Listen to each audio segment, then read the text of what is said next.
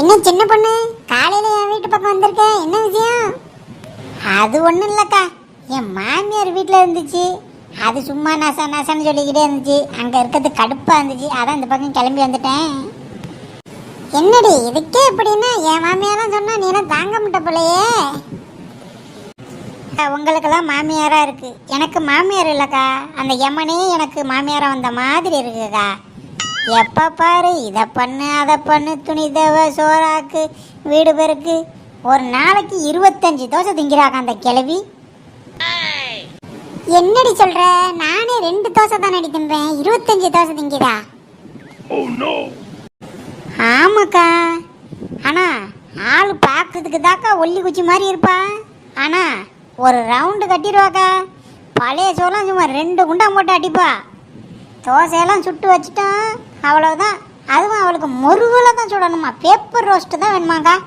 அப்படியே எனக்கு வரும் பாரு கோவம். அப்படியே அந்த தோசைகள் எடுத்து அவன் மண்டையில் நச்சுன்னு அடிச்சு போலாம் போல வரும். ஏண்டி அப்படி எதுவும் போட்டு கொண்டு விடாதடி, வயசான காலத்தில் அது வேற உன் தலையில் வந்து விடிஞ்சிட போகுது. ஆமாக்கா, அதனால தான் நானே பொறுமையாக இருக்கேன். ஏதோ என் புருஷ முகத்துக்காக ஒத்துக்கிட்டு இருக்கேன். இல்லை அந்த கிளவியை ஒரு வழி பண்ணிடுவேன். ஆனால் இருந்தாலும் ரொம்ப குடும்பம் பண்ணுறாக்கா என்ன. சரி விடுடி, வாடி நம்ம அந்த கடைக்கு போயிட்டு வரோம். நம்ம அண்ணாச்சி கடைக்கு போயிட்டு வருவோம். என்ன அண்ணாச்சி, எப்படி இருக்கிய? நல்லா இருக்க மாதிரி குழந்தாக்கா. வாக்கா, என்னக்கா வேணும் உங்களுக்கு?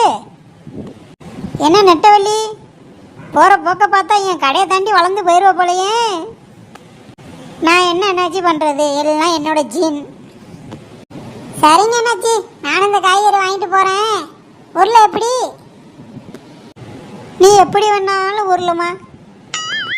அண்ணாச்சி சும்மா காமெடி பண்ணாதீங்க அண்ணாச்சி, கொஞ்சம் கருணை காட்டுங்க. ஏமா, நான் ஏற்கனவே நிறைய கருணை காட்டிதாம்மா இந்த நிலைமைக்கு இருக்கேன். உங்களுக்கும் கருணை காட்டினா அவ்வளவுதாம்மா. அண்ணாச்சி வர வர உங்கள் காமெடிக்கு அளவே இல்லாமல் போச்சு. அப்புறம் நான் காய்கறி வாங்க மட்டும் அடுத்த கடைக்கு போயிடும் பார்த்துக்கோங்க அம்மா.